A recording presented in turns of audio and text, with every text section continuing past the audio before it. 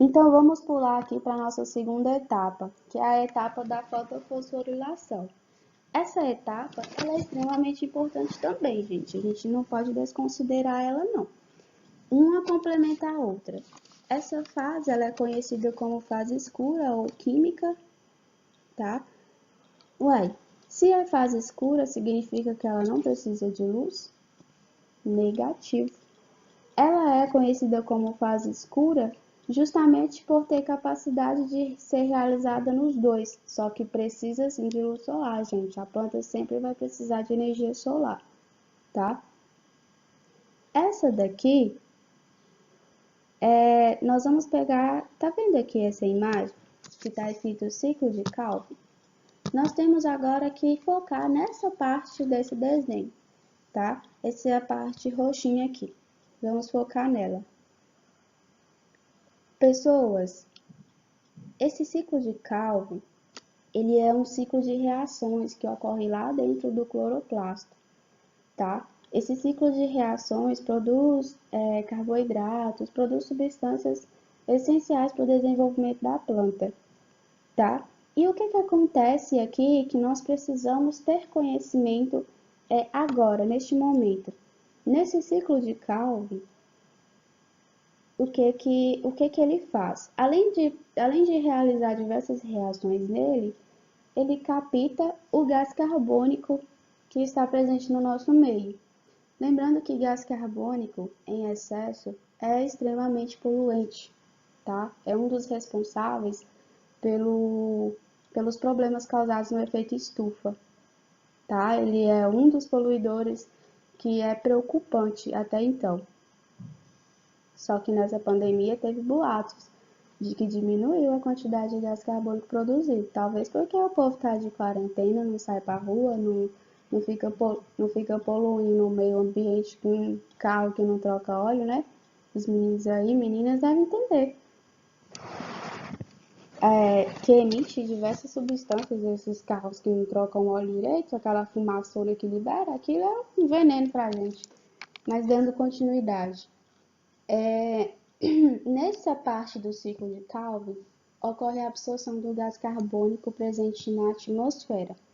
Ele pega esse gás carbônico, participa lá de todas aquelas reações químicas que vão ocorrer no ciclo de Calvin para a obtenção de proteína, não, para a obtenção de energia, digamos assim, que é carboidratos, proteínas, essas coisas que a planta precisa para se desenvolver. Durante todo esse processo de reação, essa planta vai produzir a glicose, que é um açúcar muito importante, conhecido também como açúcares, tá? Vocês podem encontrar os dois termos. Muito importante para a planta, muito importante. Sem isso, a planta não sobrevive, porque ela não vai ter sua fonte de energia, tá? Da mesma forma que se nós ficarmos sem comer, nós também vamos morrer, certo? Imagina que a nossa alimentação diária é como se fosse a glicose para a planta. Pensam assim, vamos tentar associar isso de uma forma mais simples possível. Além da glicose, ela vai produzir moléculas de água no estado gasoso. Água é vida, gente. Água, todo lugar que tem água tem vida, tem um solo fértil. Todo lugar que tem água vai existir uma biodiversidade gigante de animais, de plantas, certo? A água é vida, não esqueçam dessa frase. Então, aqui, nesse ciclo de Calvin, o que que acontece?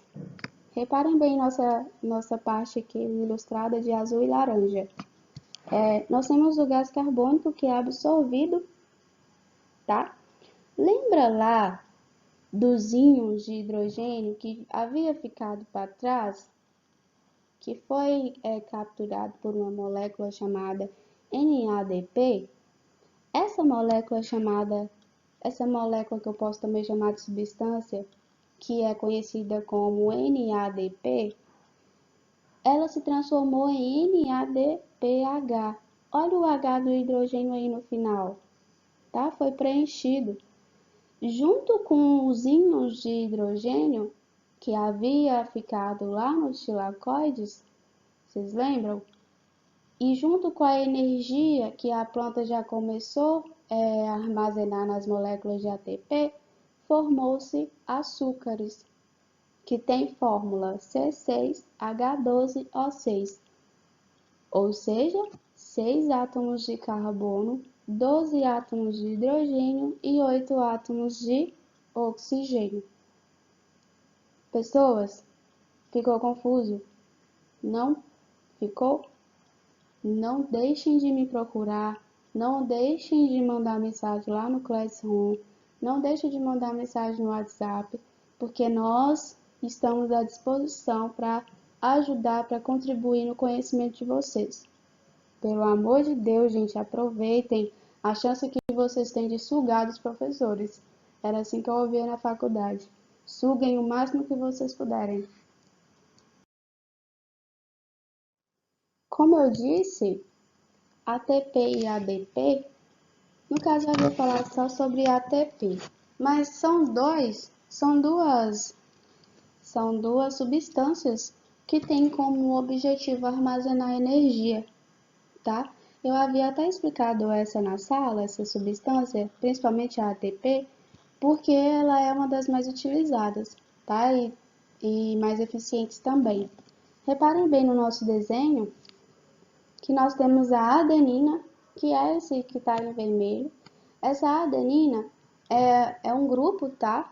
É um grupo de substância, adenina, vamos pensar assim. Pentose é outra substância, e esse grupo aí com P, com o Pzinho no meio, chama-se de fosfato, tá?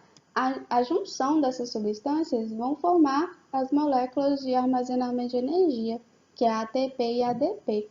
A diferença de ATP e ADP é que a ADP ela não tem um grupo de fosfato, ou seja, ATP vão ter 3 grupos de fosfato e ADP vão ter somente 2 grupos de fosfato. Reparem bem a imagem que vocês vão compreender o que eu estou falando.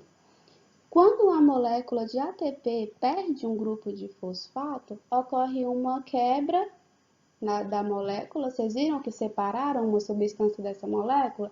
Sempre quando ocorre a separação de uma substância ou a separação de um elemento químico, é conhecido como quebra, certo? A partir do momento que ocorre essa quebra, uma energia é liberada, tá? E essa energia fica armazenada lá na molécula de ADP. Porém, a molécula de ADP não tem um grupo fosfato, tá? O grupo fosfato ele vai ficar ali livre, independente, sem nenhuma ligação. E aí, se a molécula de ATP se ligar a esse grupo de fosfato, essa substância de fosfato que está livre, independente, vai ocorrer uma absorção de energia e logo irá se transformar novamente na molécula de ATP, tá, gente? Não passa de duas substâncias que têm uma das funções absorver, armazenar energia, tá? Esse grupo de fosfato, ele é um composto que contém fósforo, tá? Sua fórmula é PO4, tá, gente? Vocês podem encontrar elas aí na molécula de ATP, ADP, DNA, RNA. Então, é uma molécula extremamente importante para armazenamento de energia e para transmissão de material genético, tá bom? Isso aqui, ele é só um complemento, só para vocês terem conhecimento do que a gente está falando. Não passa de substâncias que são extremamente importantes lá para o armazenamento de energia da planta e também para o seu desenvolvimento. Lembrando que nós só estamos falando de vegetais.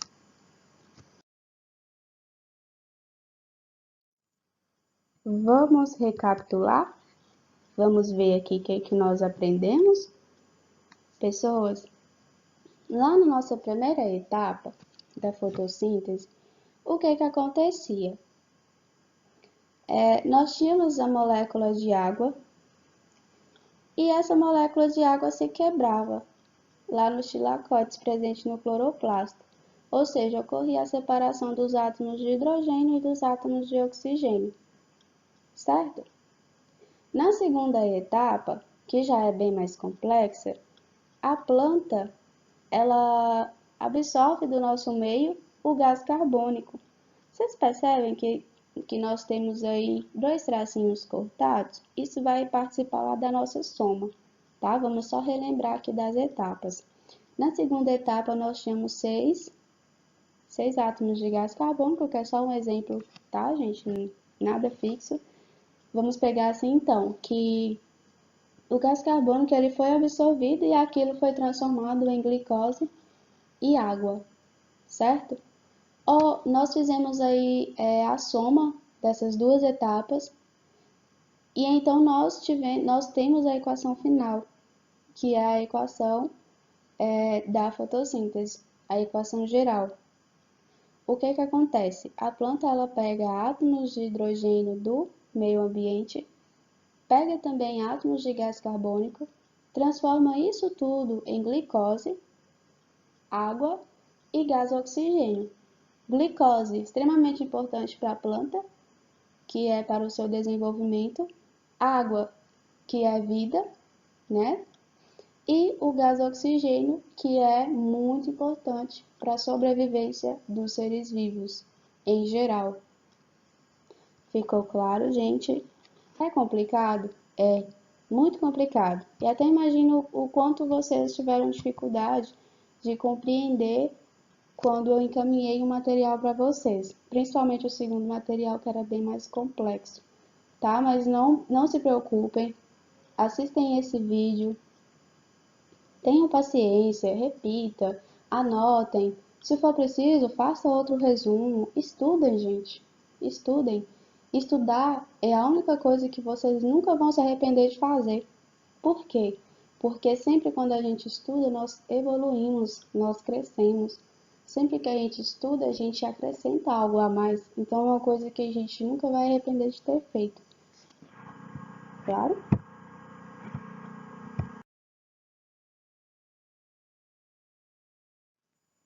Estou finalizando por aqui, certo, gente?